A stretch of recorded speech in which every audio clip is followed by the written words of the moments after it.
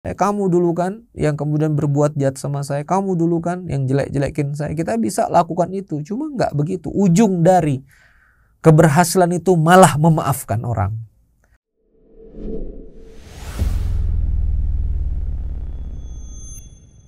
A'udzubillahi minasyaitonirrajim. Bismillahirrahmanirrahim. Alhamdulillahirabbil alamin. Allahumma shalli ala sayyidina Muhammad wa ala ali sayyidina Muhammad. Wa qala rabbi shrah li sadri wa yassir li amri wa hlul 'uqdatan min lisani yafqahu qawli. Rabbi anzilni munzalan mubarakan wa anta khairul munzilin. Shadaqallahul adzim. Alhamdulillah kita masuk dalam episode 77 ya. Kali ini kita akan belajar tentang hikmah dari kisah final Nabi Yusuf alaihissalam ya.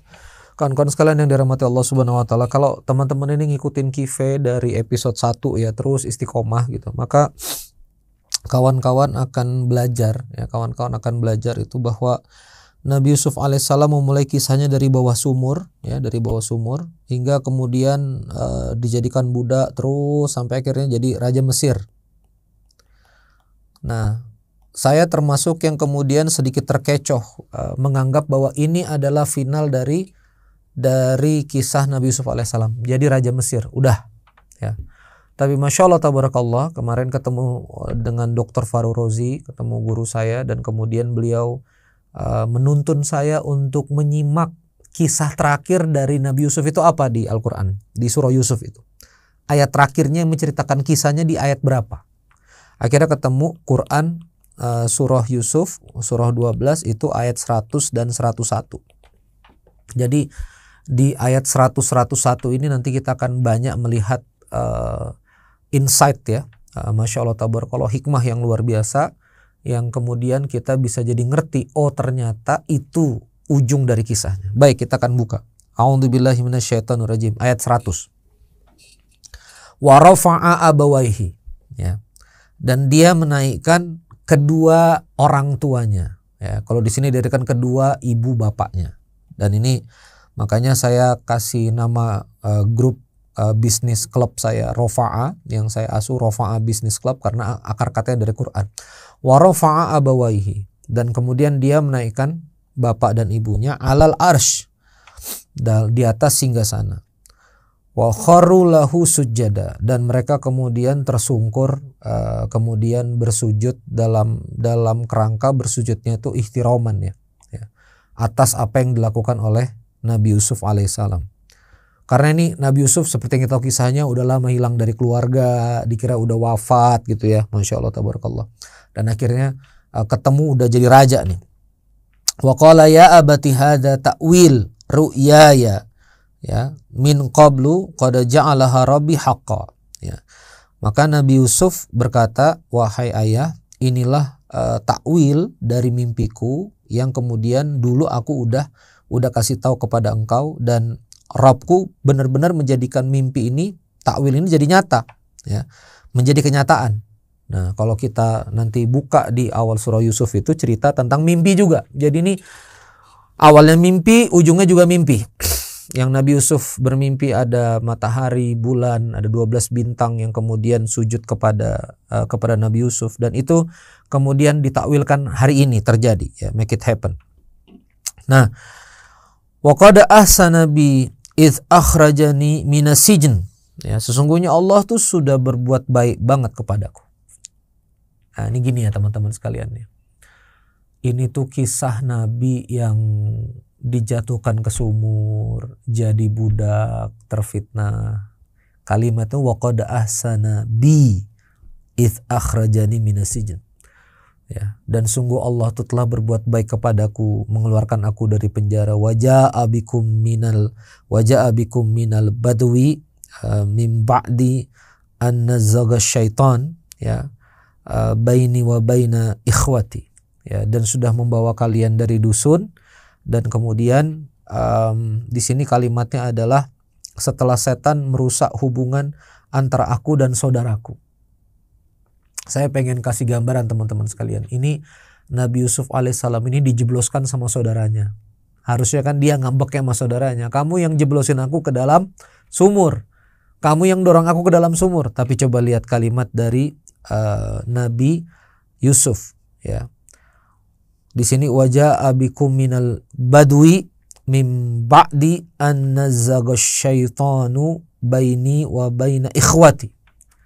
Jadi setelah kamu dibawa dari dusun, ya karena kita berpisah, nazzaga syaitanu baini wa baina ikhwati. Ya, karena kemudian setan merusak. Jadi yang dihantam sama Nabi Yusuf itu syaitan. Ya, setan yang bikin kita bermasalah sama orang. Nah, ini hikmah juga nih. Setan yang bikin kita bermasalah sama orang. Jadi ujung dari kisah Nabi Yusuf itu adalah bukan nyalahin saudaranya, bukan nyalahin orang lain, tapi kemudian nyalahin setan yang kemudian mengadu domba. Ya. Jadi kalau misalnya kita belajar di sini, ya, lanjutkan lagi di sini, inna rabbi latifun liman yasha, sesungguhnya Allah tuh maha lembut terhadap siapa yang dikehendaki, innahu huwal alimul hakim, dan sesungguhnya dia maha bijaksana. Jadi teman-teman sekalian, Nabi Yusuf ini kan cerita tentang scale up. Cerita tentang scale up. Jadi kalau kita bisa belajar, ujung dari scale up itu apa? Memuliakan orang tua.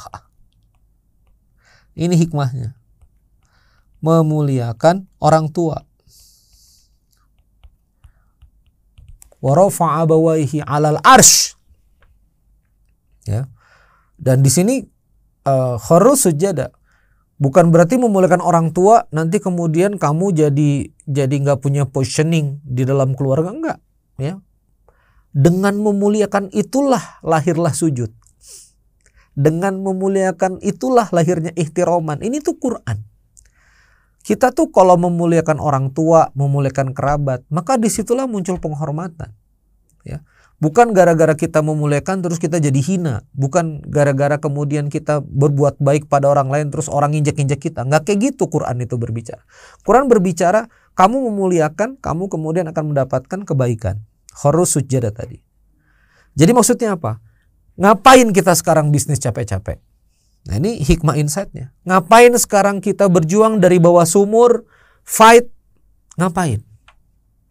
Ngapain kita kemudian lakukan itu semua? Oh ternyata wa rafa'a abawaihi, untuk memuliakan kedua orang tua. Ini adab nih. Dan berikutnya wa qad ahsana bi. Ya, di sini poinnya apa? Bersyukur, memuji Allah. Nabi Yusuf tuh nggak memuji dirinya sendiri loh. Dia memuji Allah. Wa qad ahsana bi wa akhrajani minas sijn. Ya. Allah kemudian mengeluarkanku dari kemiskinan. Ya Allah, Engkau menuntun aku dalam bisnis. Engkau berbuat baik padaku, kemudian mengarahkanku dalam kebaikan. Jadi kemudian memuliakan orang tua, kemudian bersyukur, memuji Allah Azza wa Jalla. Ya, memuliakan orang tua, kemudian bersyukur, memuji Allah. Ya, bersyukur, memuji Allah. Ini poin yang kedua. Poin yang ketiga, rekonsiliasi teman-teman. Rekonsiliasi. Ya, rekonsiliasi. Rekonsiliasi itu apa? Bahwa Nabi Yusuf tidak mengungkit-ungkit kesalahan saudaranya. Nah, sama kan kita kalau direkonsiliasi ini misalnya dalam perjalanan bisnis ini banyak yang nyakitin kita. Hati-hati ketika kita mau berhasil bisnis untuk membalaskan dendam. Saya mau membalaskan dendam kepadanya. Ya. Nanti kalau saya sudah sukses, dia akan tahu seperti apa. Gua akan bales. Ya. Gua akan bawa mobil bagus gua. Aneh akan tunjukin. Nah itu berarti lepas dari ujung scale up ini. Sehingga teman-teman sekalian, apapun sekarang yang kemudian kita sedang berjarak sama orang, sedang berkonflik sama orang, itu kita harus memandang ini bukan dianya yang salah. Setan di antara kita. Setan di antara Randy dan Anda. Itu yang bikin kacau. Ya. Karena inilah yang disebut oleh Nabi Yusuf. Nah itu kan saudaranya 10 orang yang lain kecuali Benjamin itu dorong dia ke dalam sumur. Berkonspirasi membunuh Nabi Yusuf. Perhatikan. Berkonspirasi menghilangkan Nabi Yusuf. Didorong ke dalam sumur. Berkonspirasi membunuh Nabi Yusuf. Gak main-main ini. Anak dari Ishak. Ya, anak dari Yakub, mohon maaf ya. Ishak, Yakub. Nah, ini adalah anak-anak bersaudara mereka. Nabi Yusuf punya alasan untuk menyalah-nyalahkan. Ya, ketika kumpul di lobi istana, anggap saja, ya, di ruangan istana, Nabi Yusuf bisa mendesak saudara-saudaranya. Ente yang dulu dorong aneh, kan bisa begitu. Ente yang dulu jeblosin aneh. Sama lah kita, misalnya kita udah jaya, kamu dulu kan yang musuhin saya, kamu dulu kan yang kemudian berbuat jahat sama saya, kamu dulu kan yang jelek-jelekin saya. Kita bisa lakukan itu, cuma nggak begitu. Ujung dari keberhasilan itu malah memaafkan orang. Makanya dari sekarang kalau mau scale up, ini yang dilakukan. Jangan nunggu jadi Raja Mesir, jangan nunggu berhasil, tapi sudahkah kita punya visi untuk membahagiakan orang tua? Sudahkah kita punya visi untuk kemudian banyak bersyukur kepada Allah? Sudahkah kita punya visi untuk rekonsiliasi? Yang paling sensitif itu yang di sini, teman-teman sekalian. Ini banyak kita yang sekarang bisnis ini dengan dendam kesumat. Ane akan buktikan pada, ya, ada yang ditinggalin istrinya, saya akan buktikan pada mantan istri. Ya, ada yang kemudian pernah disakiti mertuanya, saya akan buktikan pada mertua. Ya, untuk apa teman-teman sekalian? Ya, kamu lepas dari kaidah surah Yusuf ini. Mau nggak scale up kayak Nabi Yusuf dari bawah sumur sehingga jadi Raja Mesir? Mau nggak kemudian Allah karuniakan banyak-banyak kebaikan bagi kehidupannya Nabi Yusuf? Ya, lakukan 3 ini. Muliakan orang tua, wa rafa'a abawaihi, ya, wa qad ahsana bi akhrajani minasijin, ya, bersyukur kepada Allah atas segala kebaikan-kebaikan Allah. Ya Allah, makasih Engkau tuntun bisnis, makasih Engkau keluarkan pada hutang-hutang yang berat ini. Ya Allah, makasih Engkau telah pertemukan dengan orang-orang yang baik. Ya Rabb, makasih Engkau pertemukan pada dakwah Quran ini. Dan yang ketiga adalah rekonsiliasi. Ya, rekonsiliasi dakwah, ya, rekonsiliasi persaudaraan. Ya, maka dari sekarang hati itu harus sudah siap berrekonsiliasi. Kalau kamu sedang berkonflik sama orang, kamu jangan lihat orangnya, ini setan yang sedang mengganggu kami berdua. Ini setan yang kemudian sedang mengkonflikkan kami berdua. Ya, orang tuh kalau misalnya dia punya salah, ya kita harus yakini dalam godaan syaitan. Ya, dalam godaan syaitan. Setan yang kemudian, iblis yang kemudian berkonspirasi untuk merenggangkan. Setan yang kemudian berkonspirasi untuk membuat kita jadi jelek satu sama lain. Nah, makanya jangan, kalau bahasa Kiai Lukman, guru kita Kiai EN Adi Pertama dari Sindosida, Kiai Lukman Munzalan itu selalu mengatakan berulang-ulang, jangan salah pilih musuh. Aduwu mubin, ya, aduwu mubin itu adalah syaitan. Bukan saudara kita, bukan kerabat kita, ya, bukan rekan dakwah kita, bukan orang-orang yang lain. Ini ada setan yang kemudian memanas-manasi, ada setan yang kemudian menggembosi persahabatan, menggembosi kemitraan, menggembosi kebersamaan. Jadi fokusnya ke sana. Nah, ini ujung kisah. Jadi ujung kisah scale up itu ini. Maka ujung visi kita dalam berbisnis, dalam bahasanya naik ini, ya, wa rafa'a ba'dahum ba'dan, itu kan Allah meninggikan derajat satu kaum dibanding kaum yang lain. Ujungnya apa? Ya, ujungnya ke sini. Maka ujung itu adalah wa rafa'a abawaihi, bukan membesarkan diri kita. Ujung itu memuliakan orang tua. Ujung scale up dan ujung kisah keberhasilan Nabi Yusuf itu adalah wa rafa'a abawaihi. Itu aja udah dalam banget, ya. Bukan untuk menggelorakan diri kita. Maka anak berbakti yang benar berwakaf, wa rafa'a abawaihi, maka dia berwakaf gedung, kasih nama gedung orang tua. Wa rafa'a abawaihi, bikin masjid atas nama orang tua. Wa rafa'a abawaihi, ya, dia kemudian berjuang lalu kemudian menginfakkannya atas nama orang tua. Itu bagian dari mengikuti jalanan Nabi Yusuf alaihissalam, mengangkat derajat kedua orang tua. Nah, gitu ya teman-teman sekalian, ya. Lalu kemudian bersyukur kepada Allah, rekonsiliasi. Maka kita lihat di ayat 101. Rabbi qad ataitani minal mulki wa 'allamtani min ta'wilil ahadits. Ya Rabb, sungguhnya Engkau telah menganugerahkan kepadaku kekuasaan dan telah mengajarkan kepadaku ta'wil mimpi. Kebersyukuran ini 2. Mengaruniakan kekuasaan dan mengajarkanku ta'wil, mengajarkanku penglihatan. Nah, ini menjadi salah satu insight juga bahwa di ujung kisah Nabi Yusuf ini, Nabi Yusuf alaihissalam menyadari bahwa kekuasaan dan ilmu itu melekat. Ya, kekuasaan dan ilmu itu melekat. Berarti kalau di bisnis apa? Kekuasaan market dan visi melihat market. Berarti kekuasaan dalam menguasai pasar dan kemudian kemampuan membaca pasar atau takwil itu dia melekat. Lalu kemudian disambung oleh Nabi Yusuf, fatiras samawati wal ard, ya, pencipta langit dan bumi, anta waliyyi fid dunya wal akhirah, engkaulah pelindung di dunia dan akhirat, tawaffani musliman wa alhiqni bis sholihin. Matikanlah aku sebagai seorang muslim dan gabungkanlah aku, ya, bersamakanlah aku, catatkanlah aku bis sholihin, bersama orang-orang yang soleh. Ini akhir dari kisah Nabi Yusuf. 102-nya udah kisah Nabi Muhammad. Dzalika min amba'il ghaibi nuhihi ilaik, ya. Dan ini berita gaib yang kami wahyukan kepadamu Muhammad, ilaika kepada Muhammad, wa ma kunta ladaihim idza ajma'u amrahum wa hum yamkurun, ya. Engkau enggak berada bersama mereka ketika mereka bersepakat mengadakan tipu muslihat kepada Nabi Yusuf. Artinya Nabi Muhammad ini berita gaib. Engkau nggak perlu ada di antara Yusuf dan saudara-saudaranya, tapi engkau tahu ini kisahnya lengkap. Gitu. Langsung cerita Nabi Muhammad 102. Berarti 100-101 ini udah akhir dari kisah Nabi Yusuf. Sikapnya di dunia dan visinya untuk akhirat. Ya, ini sikapnya di dunia. Jadi kita belajar ujung dari scale up.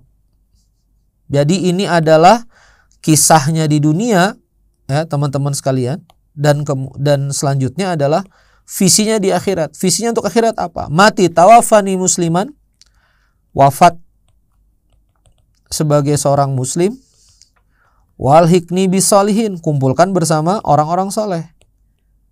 Kumpul bersama orang-orang soleh. Maka mudah-mudahan punya kumpul keluarga. Nah, itu kan maksudnya ini, kumpul bersama orang-orang soleh. Walhikni bisolihin. Wafat sebagai muslim, kumpul bersama orang-orang soleh. Ya. Dan di sini ada bersyukurnya tadi, kekuasaan dan takwil. Al-mulkan wa takwil. Ya. Ya. Jadi ada bersyukurnya kepada Allah. Ya. Lalu kemudian wafat taufani musliman wa alhikni bisolat. Dan muji juga fatiras samawati wal ard. Jadi 100, ayat 100 ini tentang sikapnya di dunia, dan 101 ini tentang final bagaimana kemudian kita bersikap nanti di akhirat, untuk akhirat. Ini visi scale up. Jadi ini visi perjalanan hidup kemuliaan dari nobody, dari bawah sumur, jadi budak, difitnah, masuk penjara dan seterusnya, untuk kemudian punya ujung kisah. Ujung kisahnya apa? Ujung kisahnya bukan membesarkan diri, ternyata memuliakan orang tua. Ujung kisahnya apa? Mati sebagai muslim, bergabung dengan orang-orang yang soleh. Ujung kisahnya adalah berkuasa untuk apa? Berkuasa untuk merealisasikan kebaikan, menggerakkan lagi kebaikan. Itulah yang kita bisa lihat dari hikmah dari kisah Nabi Yusuf ini, yang diceritakan Allah kepada Nabi Muhammad SAW, dan itu juga yang Nabi Muhammad lakukan dalam sirah. Nabi Muhammad memaafkan kerabat-kerabat Quraisynya, saudara-saudaranya sendiri, itu pamannya, ada keponakannya, ada kerabat-kerabat Quraisy satu suku dengan Nabi Muhammad SAW waktu Fatu Mekah. Aku maafkan kalian seperti Nabi Yusuf memaafkan saudara-saudaranya. Kita lihat itu. Bagaimana kemudian Nabi Muhammad SAW menunjukkan bakti kepada orang tua walaupun orang tuanya sudah tiada. Ya. Lalu kemudian banyak mengeluarkan arahan-arahan kepada sahabat untuk memuliakan kedua orang tuanya. Itu Nabi Muhammad SAW melakukan rekonsiliasi. Nabi Muhammad banyak bersyukur.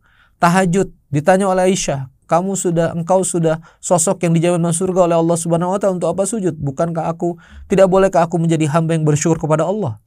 Ya. Dan ini kan visi besar seorang Nabi Muhammad SAW, husnul khatimah, lalu kemudian berkumpul bersama orang-orang soleh dalam doa-doa beliau. Ya. Jadi kisah Nabi Yusuf diajarkan kepada Nabi Muhammad SAW, ini juga diajarkan kepada kita sebagai umat. Maka inilah hikmah dari ujung kisah Nabi Yusuf alaihissalam. Jadi kisah Nabi Yusuf alaihissalam itu bukan endingnya jadi Raja Mesir. Ya, benar jadi Raja Mesir, tapi ternyata memuliakan kedua orang tuanya. Ya. Memaafkan saudara-saudaranya, tidak menyalahkan, tidak mengungkit-ungkit, dan itu yang kemudian hari ini mahal. Maka kalau kita kemudian mau scale up seperti Nabi Yusuf alaihissalam, maka ditempuh nih jalannya, ya, jalan-jalan menuju kebaikan ini ditempuh sesuai dengan apa yang kemudian sudah disampaikan oleh Quran. Terima kasih Itu saja yang saya bisa sampaikan, semoga bermanfaat, semoga pengajaran Quran ini ada manfaatnya untuk kawan-kawan sekalian. Terima kasih yang sudah menyaksikan. Wassalamualaikum warahmatullahi wabarakatuh.